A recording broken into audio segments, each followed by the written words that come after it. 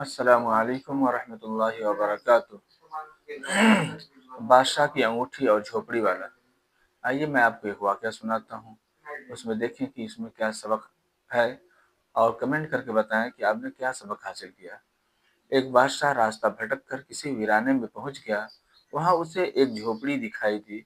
उस झोपड़ी में रहने वाले शख्स ने बादशाह की बड़ी खिदमत की। वह गरीब जानता भी नहीं था कि ये बादशाह है। मुसाफिर समझकर खिदमत की। बादशाह बहुत खुश हुआ। जब जाने लगा तो उसने अपनी अंगुली से अंगूठी उतारी और कहा, तुम मुझे नहीं जानते, मैं बादशाह हूँ। ये अंगूठी अपने पास रखो। जब कभी कोई जरूरत होगी हमारे महल में आ जाना। दरवाजे पर जो दरबान होगा उसे ये अंगूठी दिखा देना। हम किसी भी हालत में होंगे वह हमसे मुलाकात करा देगा। बादशाह चला गया। कुछ दिन के बाद उसको कोई जरूरत पेश आई तो वह देहाती बड़े मियाँ महल के दरवाजे पर पहुंचे। कहा, बादशाह से मिलना है।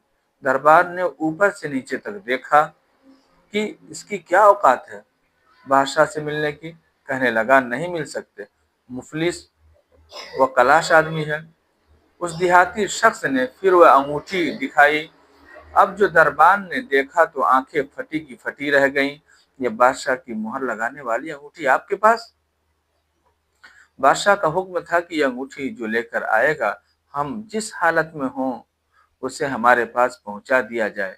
चुनांचा दरबान उसी उसे साथ लेकर बादशाह के खास कमरे तक गया। दरवाजा खुला था। अंदर दाखिल हुए। अब यह जो शख्स वहां चलकर आया था उसकी नजर पड़ी कि बादशाह नमाज में मशगूल है। फिर उसने दुआ के लिए अपने हाथ उठाए। उसकी नजर पड़ी तो वह वहीं से वापस हो गया और महल के बाहर जाने लगा। दरबार ने कहा, मिल तो लो।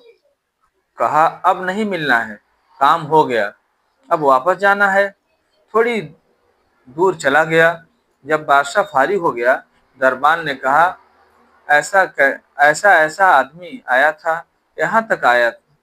फिर वापस जाने लगा। बादशाह ने कहा, फौरन लेकर आओ, वह हमारा मुहसिन है। उसने कहा कि बादशाह सलामत, असल बात यह है कि आपने कहा था कि कोई ज़रूरत पेश आए तो आ जाना, हम ज़रूरत पूरी कर देंगे। मुझे ज़रूरत पेश आई थी, मैं आया और आकर देखा कि आप अल्लाह से मांग रहे हैं तो मेरे दिल में ख्याल आया कि बादशाह जिससे मांग रहा है क्यों ना हम भी उसी से मांगे।